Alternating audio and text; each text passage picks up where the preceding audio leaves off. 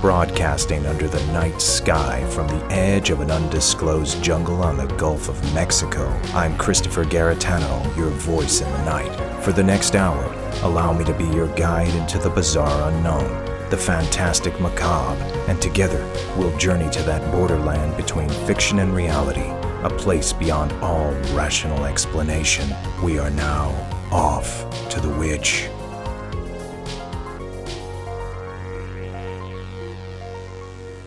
People say racing is dangerous, but I'll take my chances on the track any day than on a highway. Well, Gig, I think I'd better take off. Oh, wait a minute, Jimmy.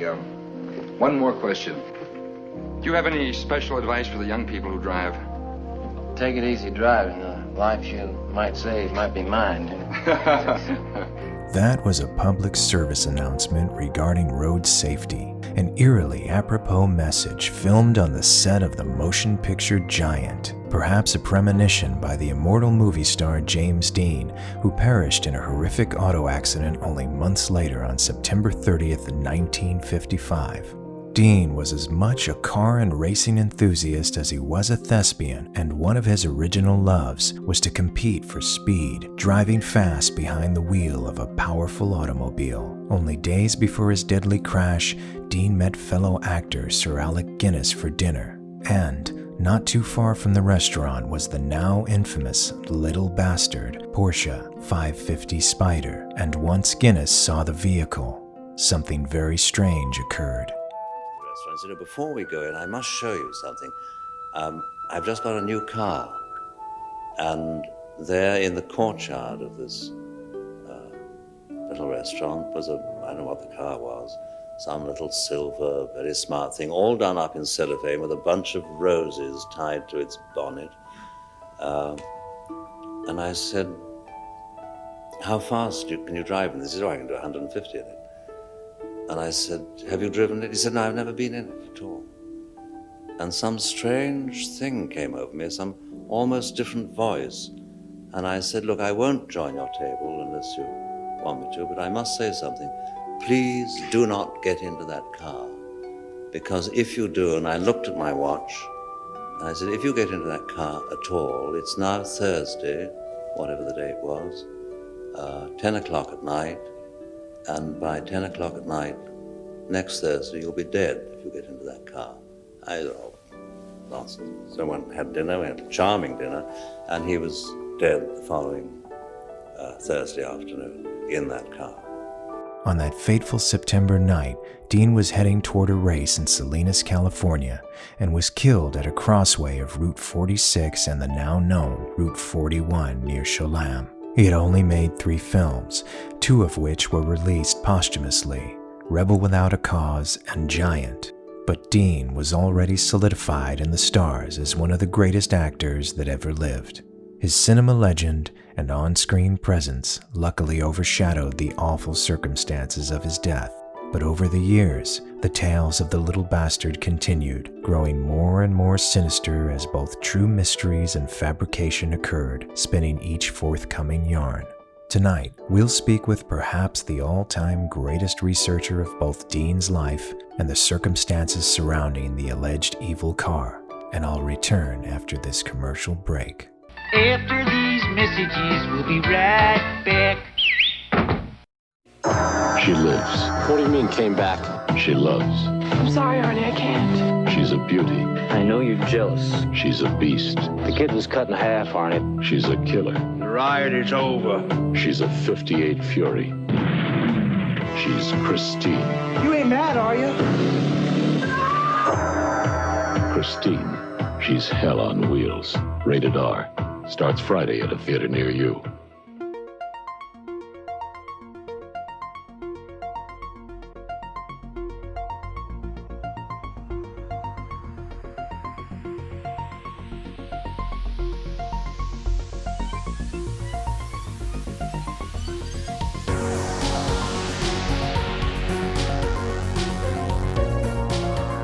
Welcome back to Off to the Witch.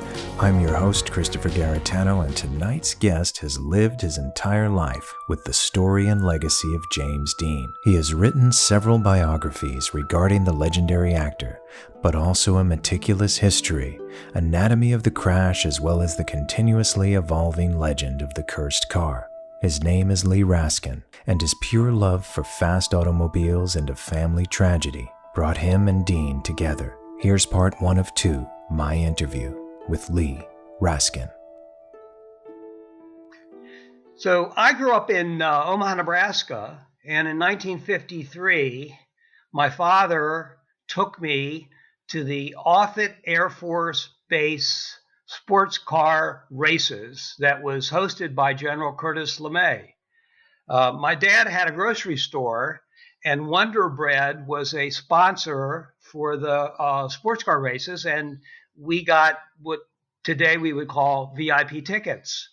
So we went to the race. I was 9 years old at the time, and it's my first introduction into seeing foreign sports cars, although I saw a glimpse of foreign sports car racing in magazines, in Sports Car Illustrated and Road and Track, and I was really enamored over that. I think I liked the sound of the sports cars at the races, and I was really mesmerized how competitive all these drivers were in cars. It's the first time that I had seen a Ferrari or a Jaguar, Porsche, Morgan, Triumph, and it was always very loud.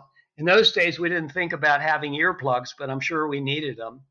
In any case, after the race, the drivers gathered around the announcer for interviews, and we were standing nearby, and my father gave me a ballpoint pen and the program that he purchased for me for $0.25, and he said, go over there and ask those two drivers for an autograph. And I didn't know what an autograph was, but he said, give them the program and give them the ballpoint pen and they'll do the rest. So I walked over and I said, my name is Leon, and I have a program, and I'd like for you to autograph this for me. And they looked at me and they said, sure. And the winner of the race was a really young guy, and he's wearing glasses. And he wasn't very tall, maybe 5'5", 5'6", and he was from Kansas City. And they actually gave him a nickname. They called him the Kansas City Flash. His name was Maston Gregory. And the individual, the driver that finished second, which nose to tail right behind him, was this big, tall guy with a cowboy hat and bib overalls. And he signed the program as Carroll Shelby. And I kept that program. And today I pulled it out recently. And sure enough, there's the program that my dad bought for $0.25, and there's the two signatures. And I suddenly realized that this was my very first autographs of sports car racers. And that was something that hooked me. And of course, I wasn't able to see any more sports car races until the next July 4th in 1954. And of course, they ran again at Offutt Air Force Base. Maston Gregory and Carroll Shelby weren't present, but I did meet other drivers. Some came as far away as California. In any case, I was really hooked at the age of 10 on sports car racing. And around the same time, my sister, Lainey, who was a teenager, was enamored over a young movie star, or soon-to-be movie star. His name was James Dean. And James Dean was appearing on weekly shows like the Philco Theater, the General Electric Theater, and he was acting in starring roles in 30-minute presentations. And of course, this was all on a black and white television set. That's all everybody had. We only had one TV in the house. So my sister would make a big deal over it. So we all had to watch James Dean. So I didn't realize at the time that James Dean was also interested in motorsport, and it was about to purchase a brand new Porsche Speedster. in 1954 for the 1955 season. In any case, I actually saw reference to James Dean in a Road and Track article sometime during the next summer, where he had raced at Palm Springs in March in his Speedster, and there were pictures of him standing next to the car and also of him racing the car. So I put the two together. James Dean, the actor, was also James Dean, the sports car driver. And you were already obsessed with racing. And I just wanted to make a point too, because a lot of people that are obsessed with cars and racing, they make it clear, especially when you get in conversation with them, like I am with you now, that it's all of your senses. It's not just the look of the car. It's not just the engine. It's the smell. It's the atmosphere. It's the power of the motors. It's everything. Is that true for you too? Oh, absolutely. And don't forget the other sense of sound. You know, you could buy the magazine, but that was in black and white. There was, you know, it wasn't dynamic till you actually went to a race and you heard the sounds, the powerful sounds of the engines. And in those days, it varied. The Ferrari was much more powerful than a Porsche or a Triumph. Each sports car had a very distinctive sound.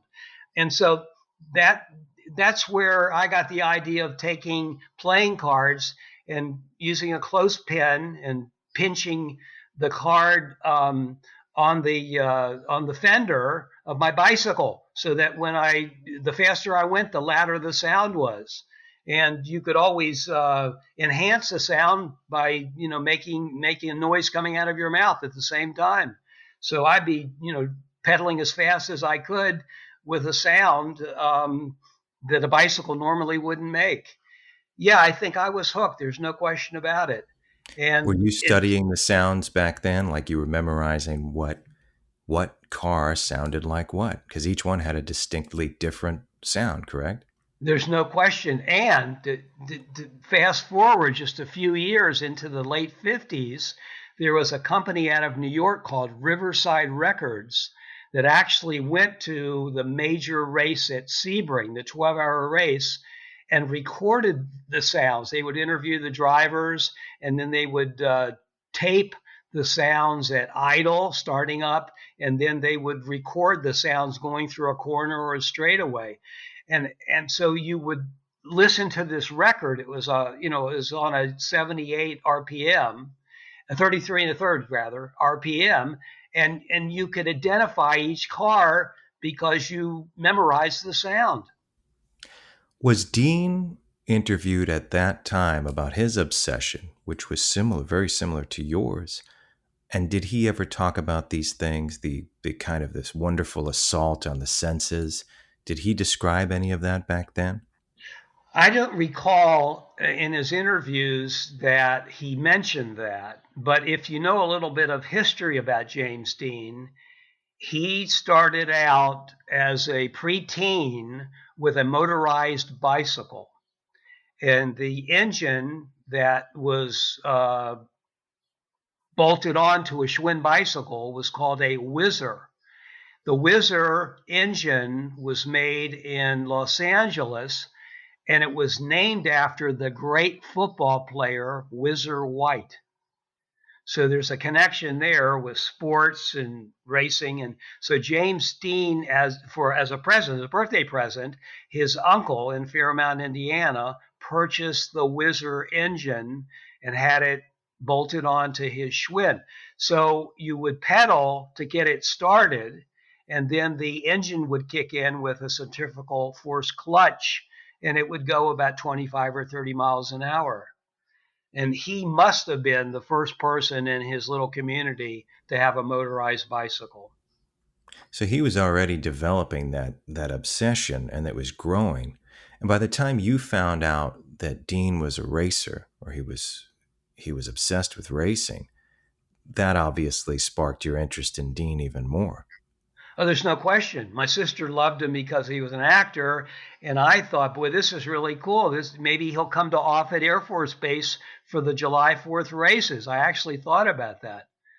But unfortunately, while I was thinking or saying that to myself, he died. He died in the same year, 1955. And I was like taken aback because I remember the Omaha World Herald, the front page of the paper said, movie actor James Dean killed in car crash. And when my sister saw it, she was so distraught, as were her friends.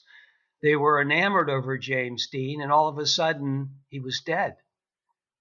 I didn't know what to think. He was, I wouldn't say that he was my hero at that time, but he certainly could have been.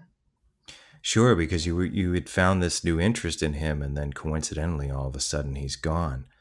What kind of details were in the Herald when you read the article? I'm sure there were. Let's rewind back because so many people are flooded with sources of multimedia reports. And can you take the audience back to that time and how news traveled? Well, it's 1955.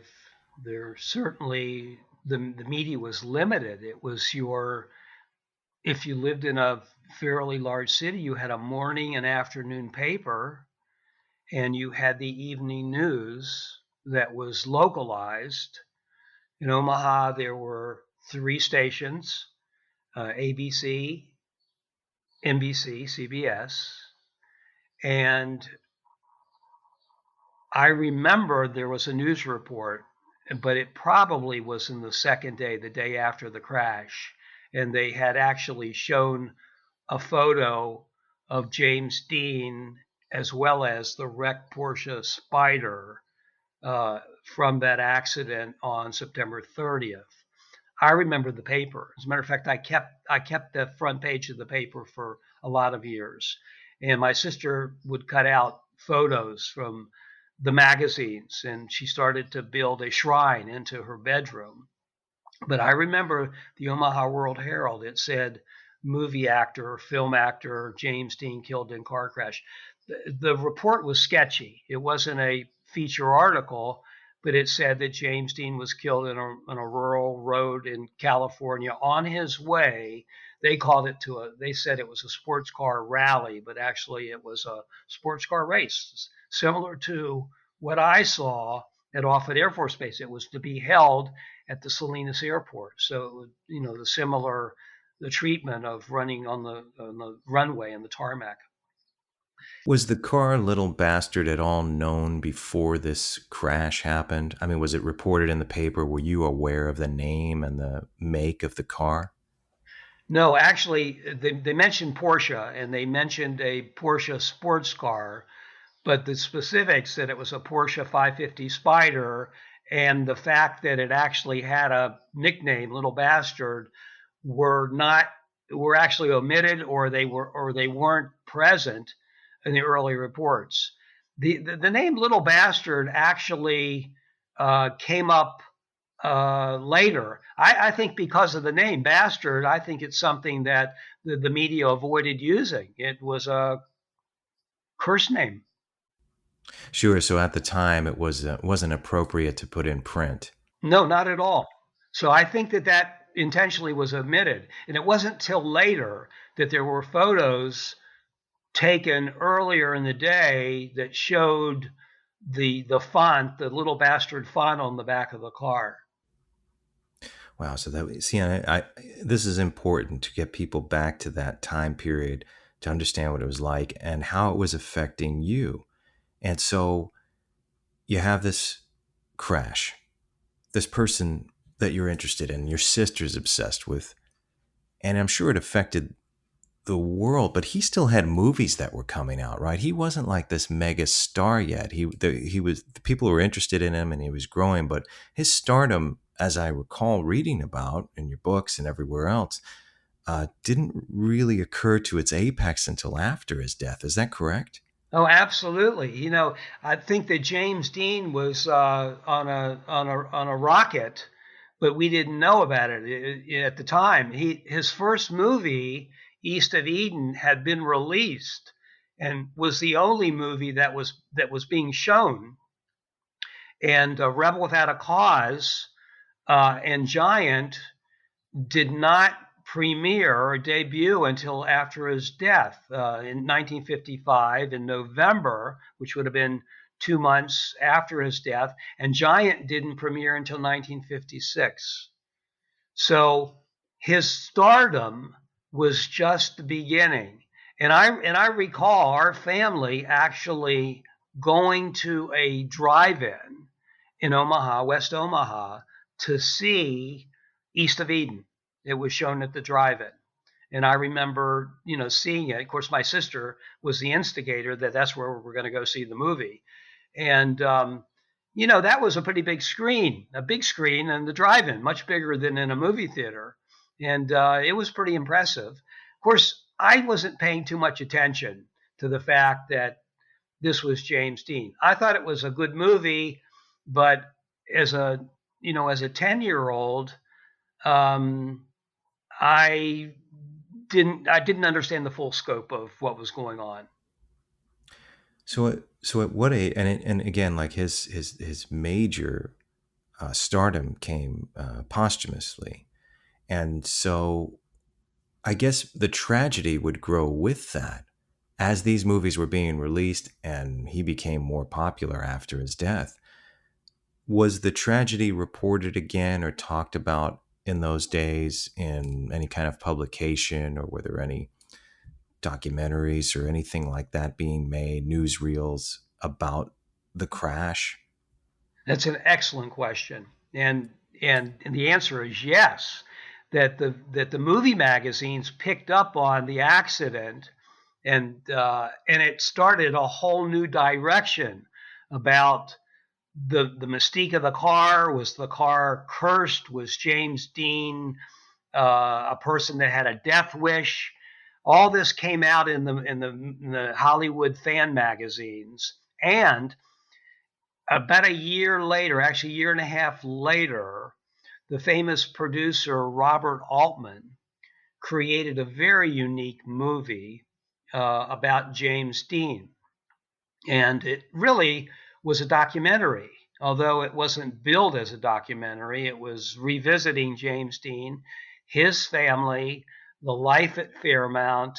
They interviewed tons of people that knew James Dean while he was growing up in Fairmount, when he went to New York, and then when Elia Kazan spotted him, recognized his talent, and took him to Southern California to co-star in East of Eden. And today, that movie, the James Dean story, it's a brilliant documentary, and it's one of my go-to films for factual information, because it was filmed right after his death. Everybody was still in mourning, and no one really had any time to embellish the stories about their relationship with James Dean. It was the real deal. And so going back there, because how something like this is created, because it was a tragedy, and there were genuine stories that were being told suggesting that maybe there was some kind of curse.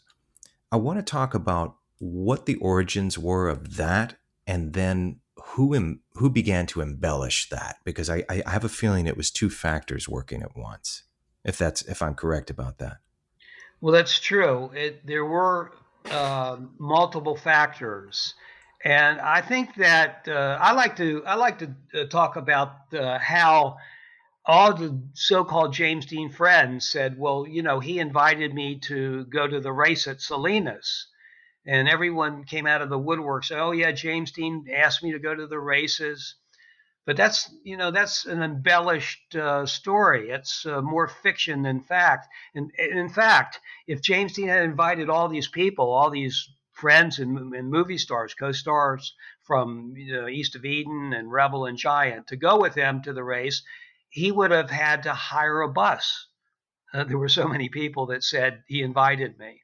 Actually, he actually wrote down some names on a piece of paper that was preserved and is currently at the Fairmont Historical Museum. And he had wanted his father and his uncle to go to the race, He had a distant relationship with his father, and perhaps he thought this was a way of improving it.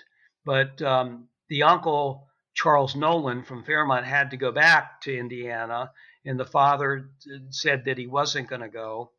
And then he had asked his friend Lou Bracker to go to the races. Lou was also his best friend and a Porsche racer, but Lou said that he had tickets to go to the Southern Cal Texas football game, and he chose not to go.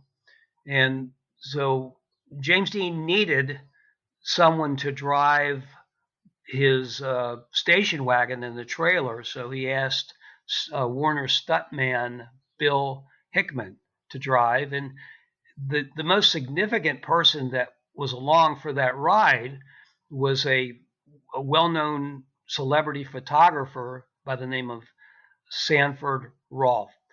And Sanford Roth was the one that captured the images of that September day, as well as the aftermath of the crash that basically made a lot of press and were perpetuated, over the next 6 years. Sorry, 6 decades.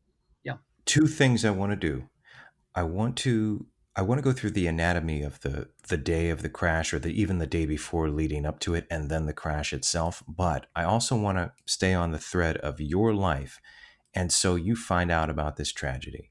You continue to see Dean's posthumous movies. At what point, and I suppose it wasn't that much after that, you found out about the so-called curse or his death wish. Was that intriguing to you at the time? After James Dean's death, my sister Lainey created a shrine in her bedroom and had cut out photos from fan magazines, and I guess stapled them onto her wall from floor to ceiling.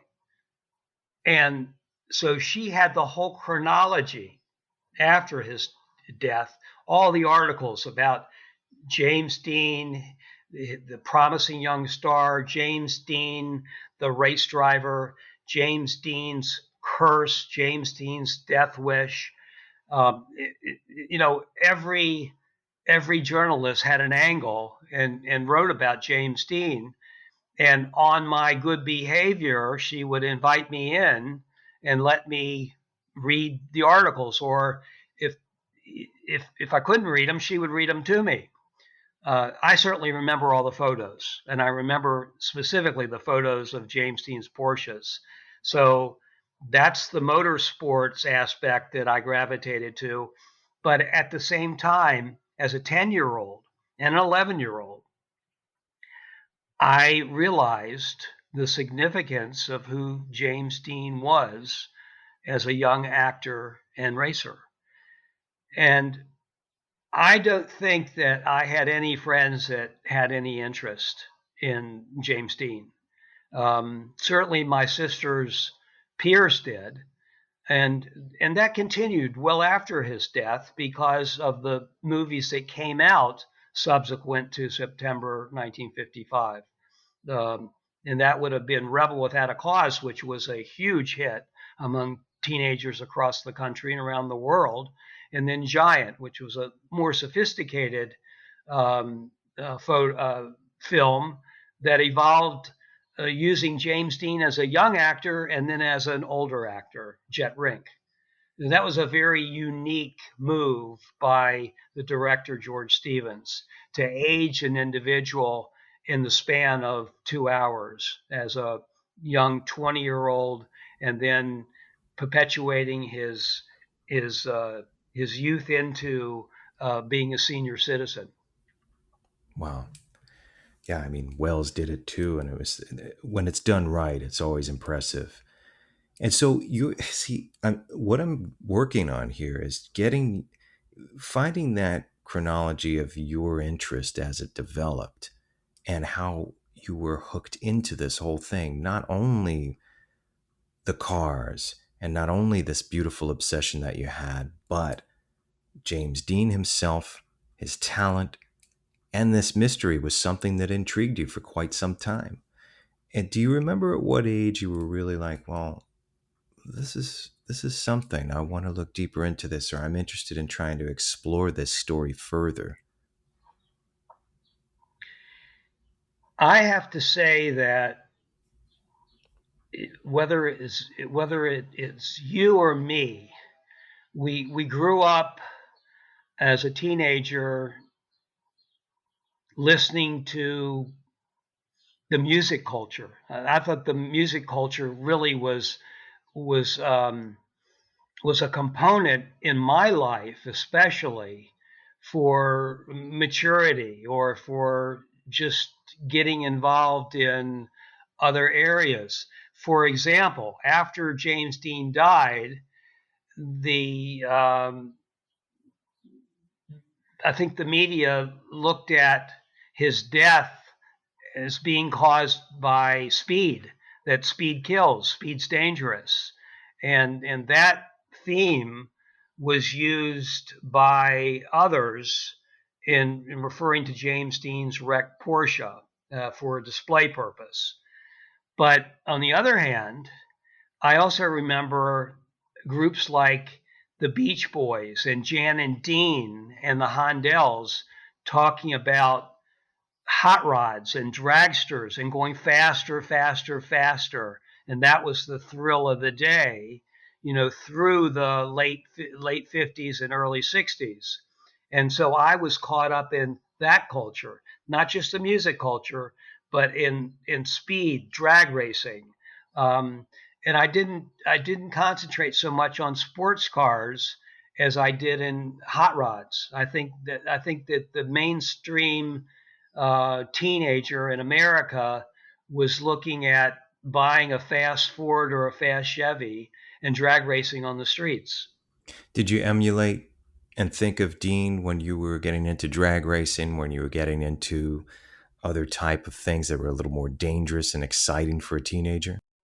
Well, it's interesting that I couldn't drive a car till I was 16, but in Omaha, I drove what we would call a mini cycle. It was called a Hiawatha Doodlebug, powered by a 2.5 horsepower Clinton engine. And I drove that on the streets. And of course, the police didn't really care because it was the Midwest. But later, when I moved to the East Coast, I needed a driver's license, and I was only 14 or 15, and I used to outrun the police and cut across people's yards and lawns to get away from them. So my culture was actually started on two wheels, from a bicycle to a motor scooter to a motorcycle. And then after I got a license, I was more interested in getting the family Ford, the convertible, and maybe drag racing on the streets. But no, I don't think that I never saw myself as James Dean. James Dean was in the back of my mind, but I never felt that I was James Dean or that I wanted to be James Dean. But I certainly liked what James Dean had done. And that's the direction that I took, not just as a teenager, but that's the direction that I took for the next 7 decades.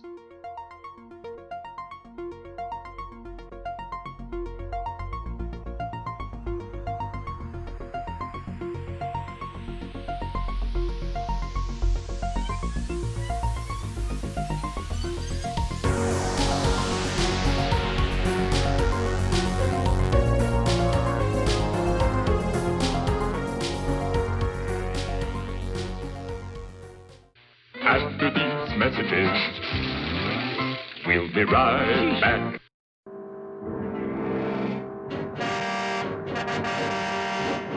Evil has visited the earth in many forms. Now it returns as the car.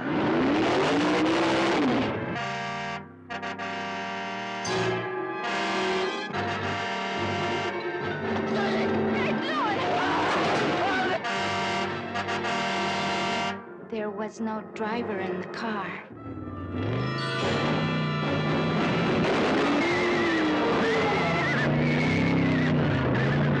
The car possessed.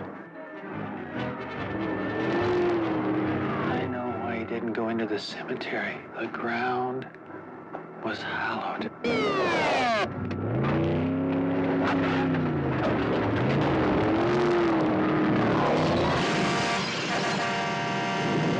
knows what it wants?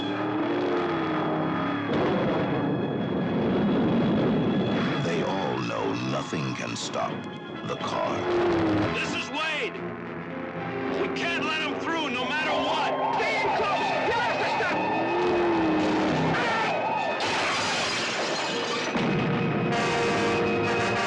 There's nowhere to turn. The car, he's in here. Nowhere to hide. No way to stop the car. I think I hear the engine of that car. It's around here somewhere. Wait, I'm scared. No, I promise you I won't go out. Tell me what to do, baby.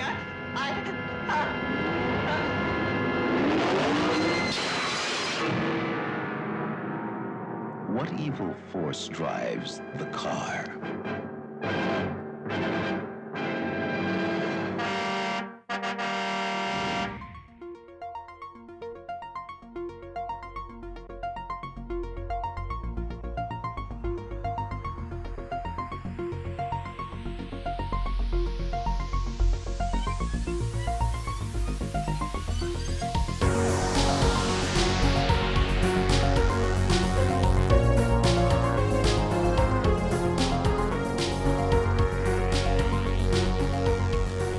So at what point, because you're living your life, at what point did you go back to Dean strongly? Where did it start? And I do want to go, before we do that, can you go over the anatomy of the crash with me from the time, maybe the day before or a few days before, to the tragedy itself? Would you be able to go through that with me?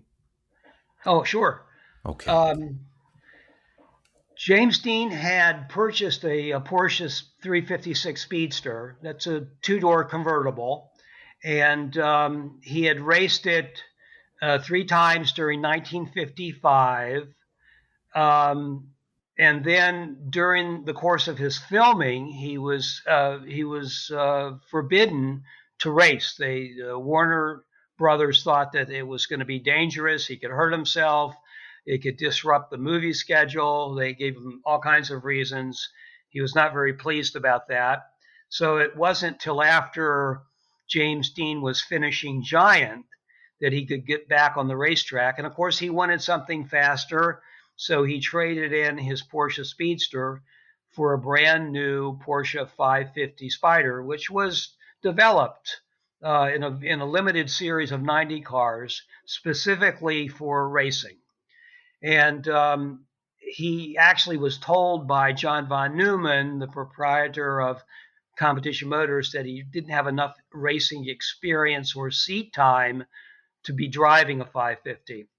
But James Dean was persuasive, and John von Neumann saw James Dean as being a promising young actor, which would be good for publicity for his business.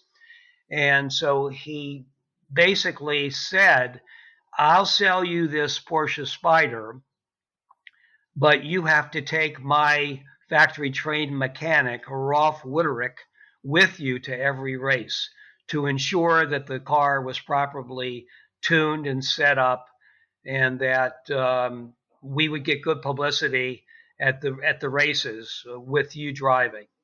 So this all took place in September of 1955. James Dean wanted to enter a race at the Salinas Airport, that would take place on October 1st and 2nd. And just prior to that weekend, everyone realized that the car had not been broken in. It didn't have any miles on it, perhaps a couple hundred. They needed to really run this car for perhaps 500 or 600 miles before it was proven to be ready for the racetrack. So they were running out of time. James Dean hadn't finished Giant. He still had an obligation, to do some work on the film. So he really was short on time. And they decided, he being the owner as well as the mechanic, Rolf Witterick, decided to trailer the car to Salinas. And when push came to shove, they realized, no, we really should drive the car. You need to get the seat time. You need to feel comfortable in the car.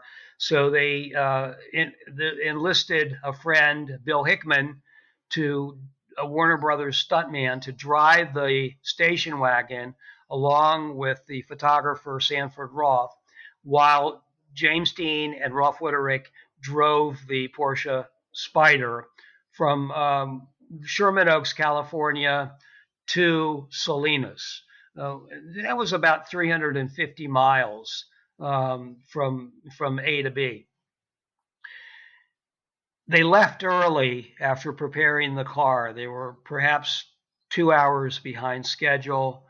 They drove north on Route 99, and this was prior to the interstate system, which would have been Interstate 5. And they took 99 north, which took them towards Bakersfield, and then northwest towards the coast, towards the Pacific coast, at Paso Robles. And from Paso Robles, they would drive due north to Salinas. It was a long drive. It's 350 miles, and they were doing it quite rapidly. And they had problems along the way. Just an hour and a quarter, hour and a half out of Sherman Oaks, they were pulled over by the California Highway Patrol for speeding. James Dean was speeding.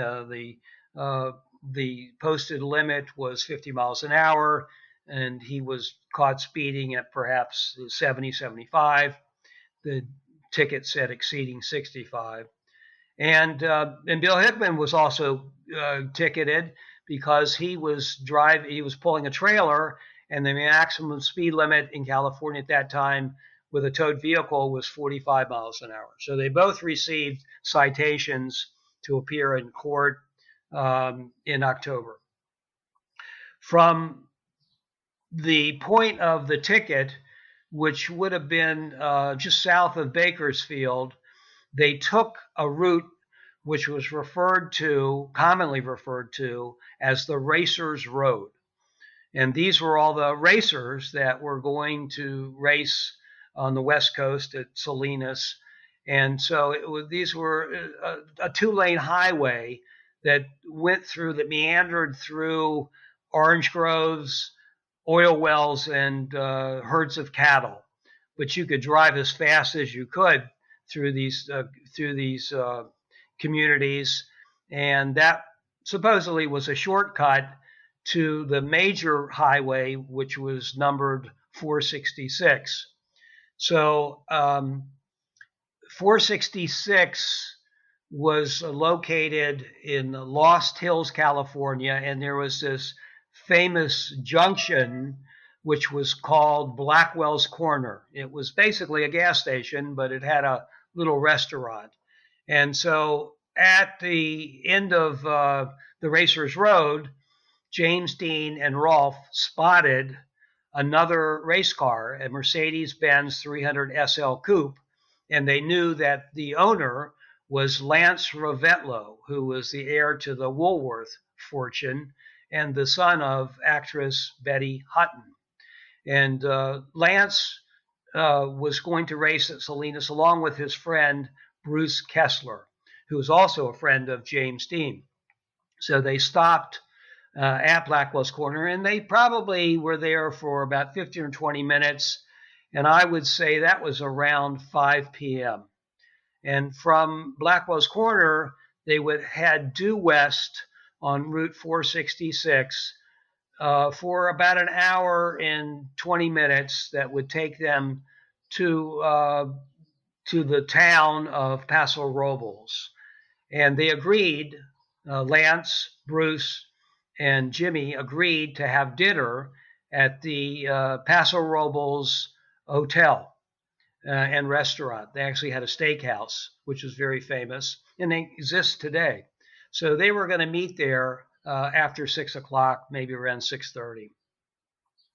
As it turns out, Lance and Bruce Kessler took off in their Mercedes about 10 minutes before James Dean from Blackwell's Corner, and they arrived at Paso Robles after 6, around 6 o'clock, and they waited, and they waited, and they waited, and James Dean didn't show up. So they had dinner, and after dinner, they headed north towards Salinas for the race. As it turns out, James Dean left about 10 or 15 minutes after both Reventlow and Kessler, and they were driving very fast, they being James Dean and Rolf Witterick.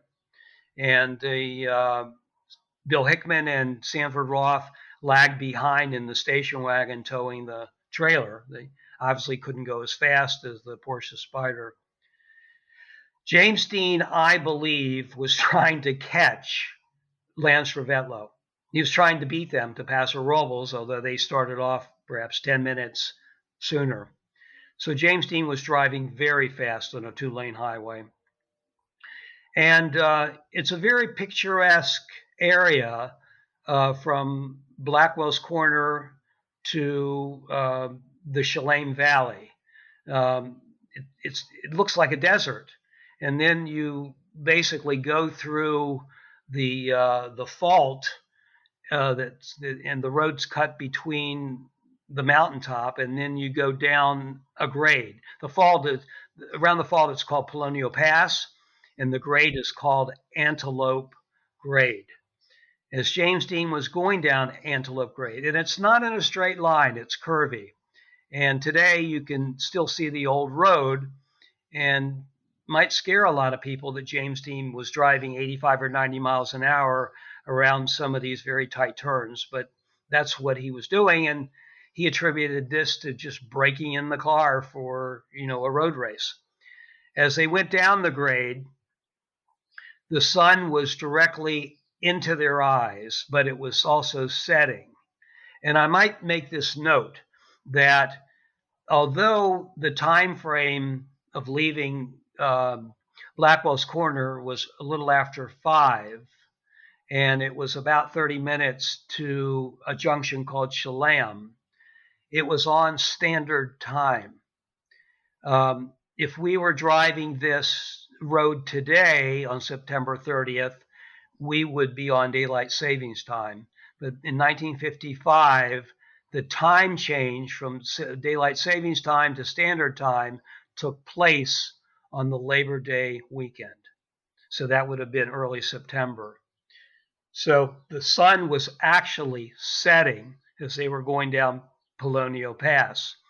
And James Dean was exceeding 85, perhaps 90 miles an hour.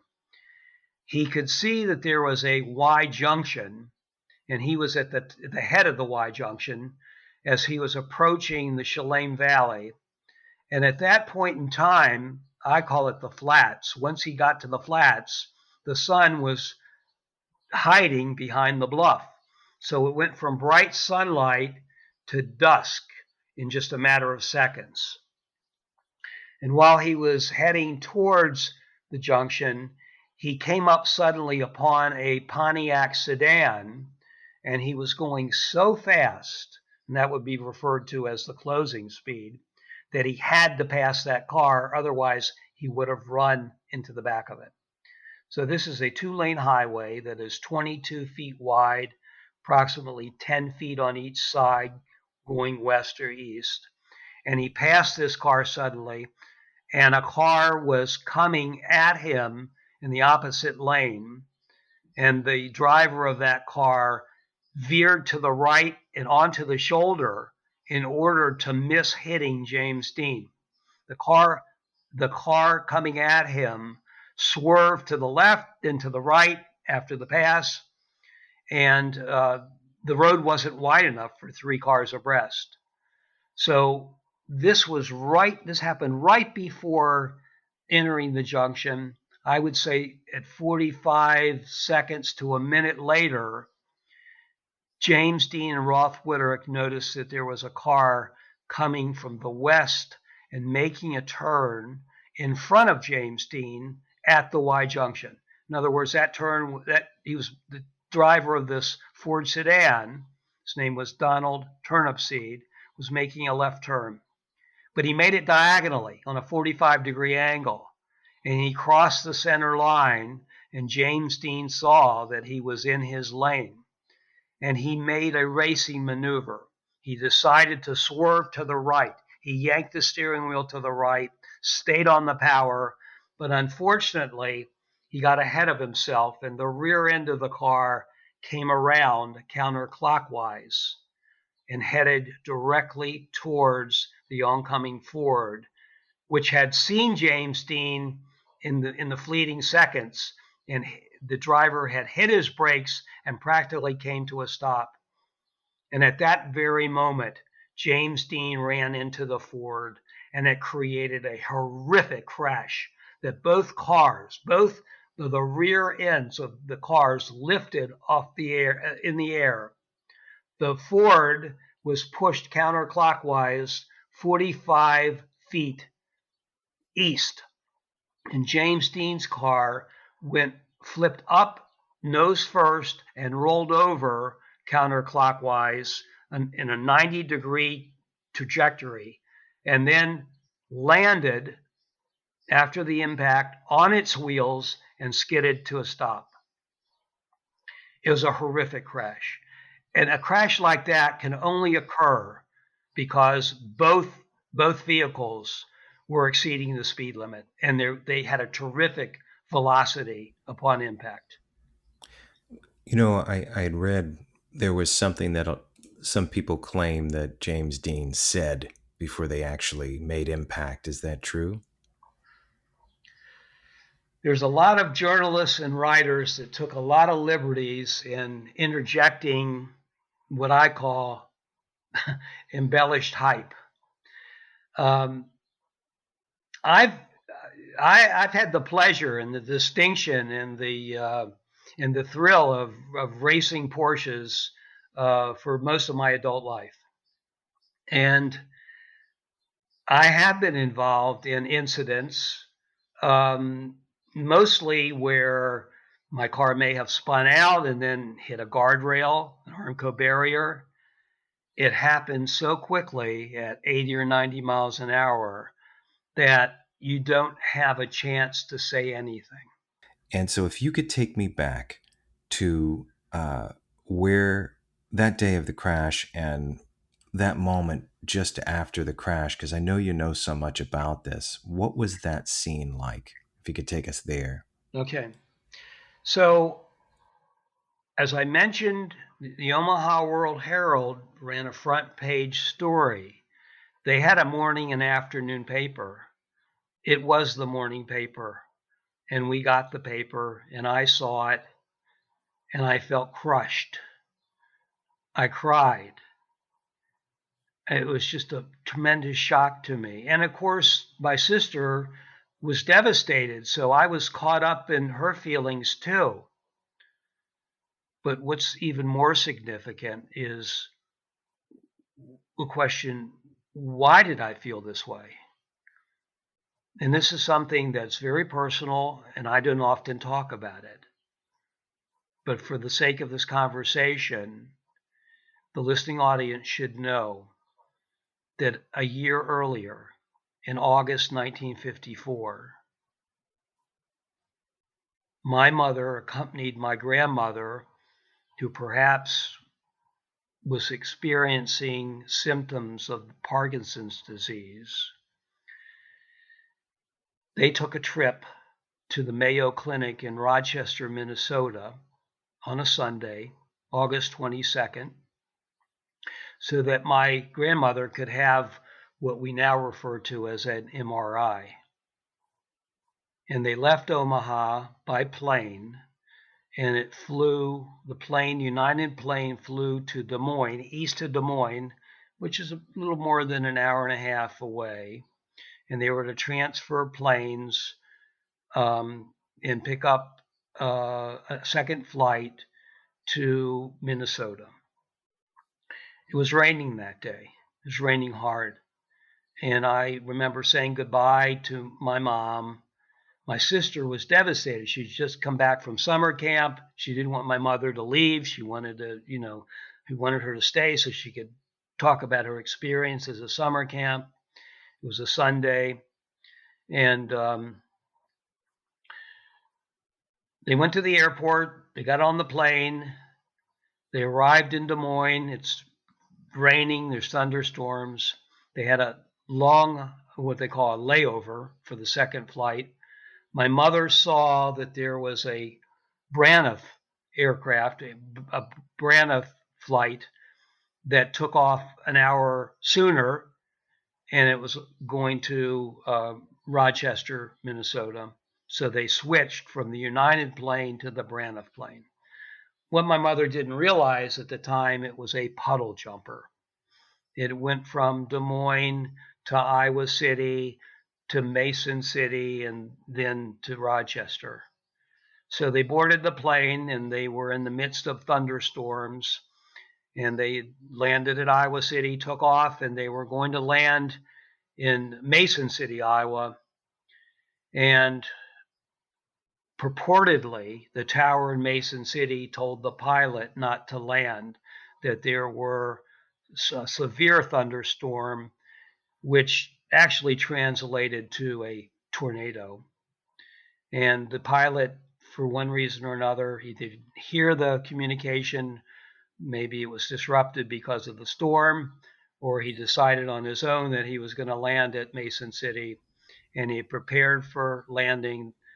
The wheels were down, the flaps were down, and the plane was struck by a downforce, and it crashed into a farmer's field. Oh, no. Of the 19 individuals on the plane, half of them were killed, and my mother and grandmother were part of that. Oh, I'm sorry, Lee. I did not know. So I think that my sister and I were still grieving a year later. I mean, our lives were changed, and certainly my dad's life was changed. We had a housekeeper, but we didn't have a mother.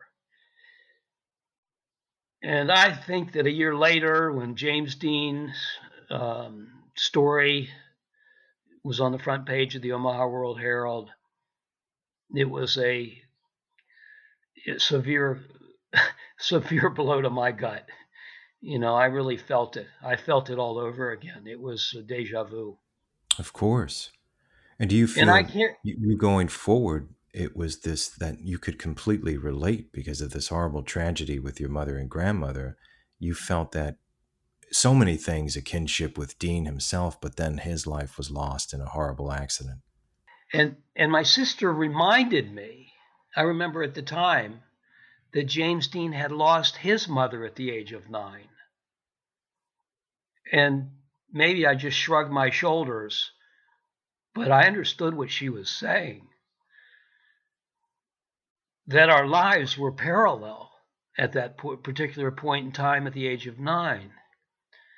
But, you say to yourself, well, I'm resilient. I'm just going to shake it off. But that's something that I never was able to do. It was always deep inside of into my body. And as I said before, I really didn't talk about it. And so I may have compared James Dean, later on in life. But as I said before, you're a teenager, you go through high school, you play sports, you go on to college, you're studying, you're dating, you're having fun. You really don't think about James Dean, although I did think about a Porsche. And at 18, I convinced my father to let me buy a used Porsche in my freshman year of college. So where did that come from? Well, it came from James Dean. Sure. I mean, those are your formative years. This tragedy happens in your life. It's a horrible tragedy. And then, even if it's working subconsciously, all of these things that happen with Dean, you had shared interests. You're obsessed with cars, and you're going forward. At what point, when you were moving forward, did you ultimately look back on Dean? Like, where did that interest spark again? Because obviously it did at some point. You were locked in again. Something caught your attention again.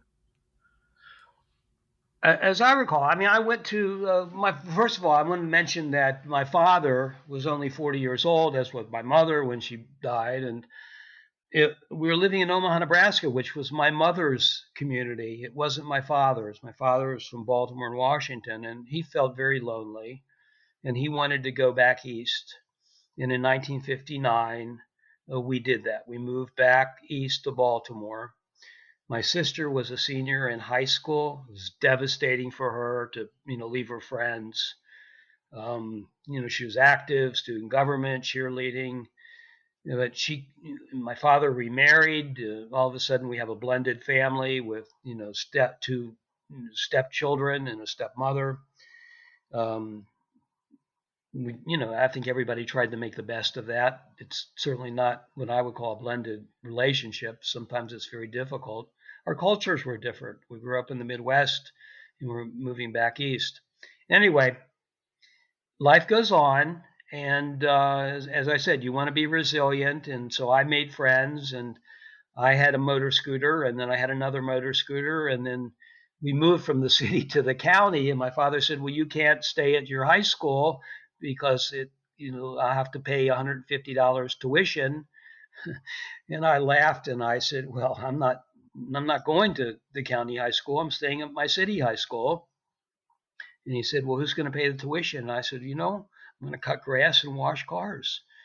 Well, I not only made the $150 for the tuition, I made $300, and I bought myself a Yamaha motor scooter. And I commuted every day 15 miles each way for 2 years until I graduated. And I also took that motorbike to college with me for a semester. And then I came back. I remember coming back for the Christmas holidays, and I saw this used Porsche on a used car lot at the Volvo dealership. And I convinced my father to let me buy it. So I had a motor scooter and a Porsche while I was at college. So that was the beginning of my association and into the Porsche family. But at that time, I really wasn't talking about James Dean or thinking about it. I was thinking more about Porsche and how I could afford a new one. But I continued to go to the sports car races faithfully. Matter of fact, when I was younger, I used to tell my father that I was going to go to the Baltimore Orioles game, but I would hitchhike closer to Washington, D.C. to go to the Marlboro racetrack to watch the sports car races. Yes, I lied to him. And I had a hell of a time hitchhiking down there. Sometimes it was 2 or 3 rides before I got there. I never had a problem getting back because I always knew somebody from Baltimore and they would take me back home. I never told my father that, but I did that on several occasions. So yeah, I was bitten by the sports car racing, and that's something I wanted to do. I couldn't wait till I was 21. I could get a competitive license in a Porsche. It wasn't until the mid 1970s that I was a member of the Porsche Club of America and the 356 registry, and I saw articles and references to James Dean, and I said to myself, it's not true. That's not the story. That's not how I remember. And I would write what we would call letters to the editor, which got published. And sometimes those editors would come back to me and say, well, why don't you rewrite the story? And I did. That's how I became an author. And how were they writing the story? How was it not jiving with you? Why did you disagree? Oh, the facts about the accident were always wrong, and they had Donald Turnipseed driving a Studebaker rather than a Ford, or they had the wrong highway, or they had the wrong names of people that were involved with him, or they had the wrong Porsche. They called it a Speedster, not a Spider, and vice versa. The facts were always cocked up. They were just wrong. And I knew they were wrong. And I was the type of person to, well, I'm reading it out loud, getting mad and furious, saying, they don't know what they're talking about, And so I would interject And anyway, I guess I interjected loud enough that some of these editors said, well, we'd like for you to write the story. And that's how I got involved. And I started writing. And then through the 70s and 80s, there was more and more information about James Dean, and I attributed that to the fact that Porsche was becoming more popular. From a little-known German automobile company cranking out 50 cars a month, they were now in the mainstream with a 911 model and new models 924, 944. They were becoming very popular. How long after the crash, though, because I want to get this timeline correct, was George Barris taking that car around and suggesting it was cursed? After the accident, immediately after the accident, John von Neumann, the proprietor of Competition Motors, actually appeared on the accident scene less than an hour after the impact, because he and others were also going to the Salinas race. So he recognized his car, the fact that it was James Dean, found out that James Dean had died. He basically took over and removed all the personal items from the car and then made arrangements for the car to be transported back to Hollywood, to his location.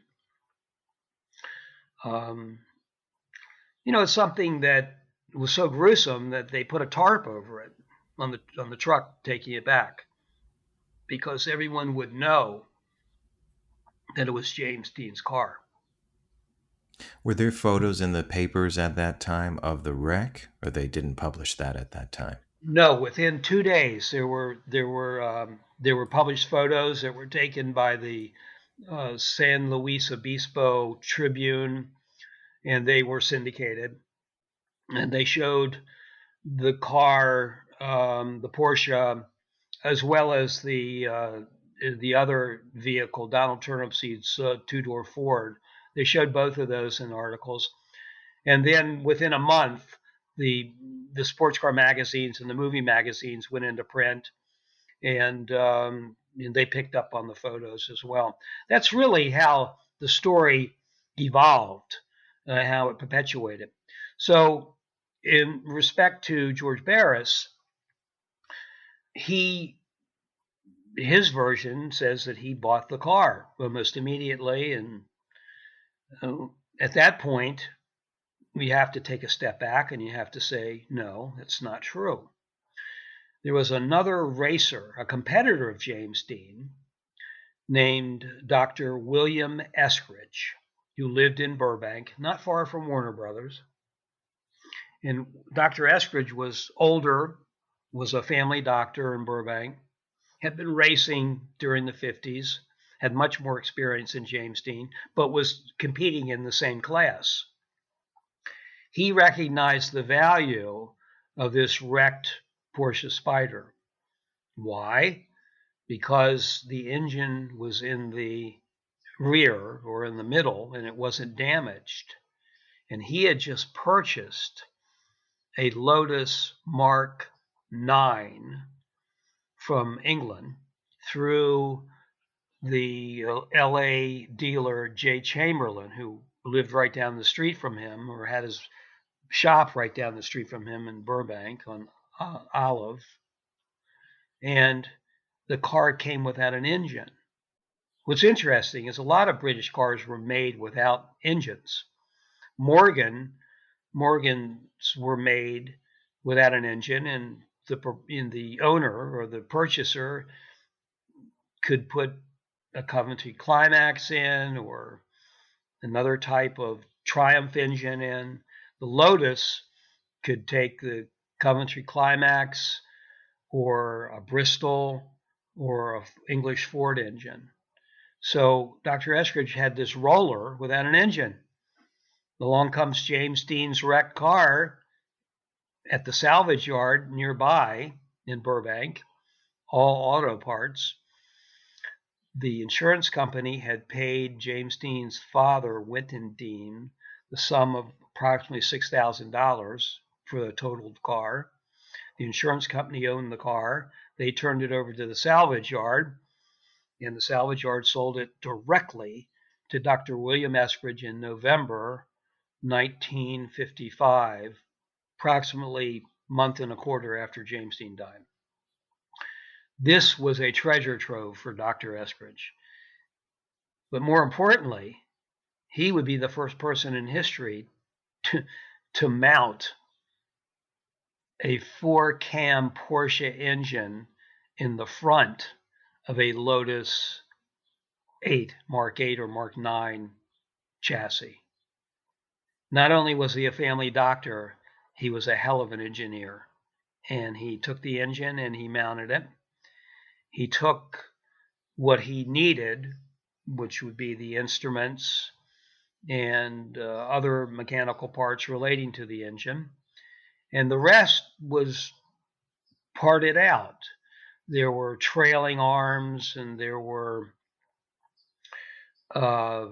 transmissions, a transmission that was either loaned or sold to his good friend, a surgeon by the name of Dr. Troy McHenry, who lived in Beverly Hills, and also had a Porsche Spyder. So Dr. McHenry became the beneficiary of some spare parts, which were hard to get in those days. The rest of the car, which I refer to as the carcass, was to be sent to the San Fernando dump. But somewhere along the way, it was intercepted by a person who George Barris referred to as John Hall, a friend of his, who obtained the carcass, saved it from being disposed, and gave it to George Barris. George Barris didn't pay for it.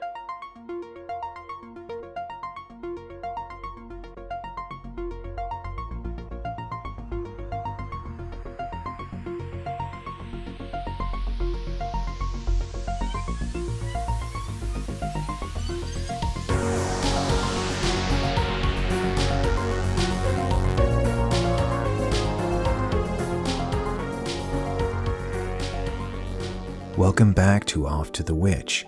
I'm your host, Christopher Garitano, and I want to thank you for joining Lee and I for the story of James Dean and the Little Bastard. Next week, Lee returns and tells us more about the unexplained mystery, as well as the alleged hoaxes surrounding the evil little car. I look forward to spending the night again with you all, and until then, try to enjoy the daylight.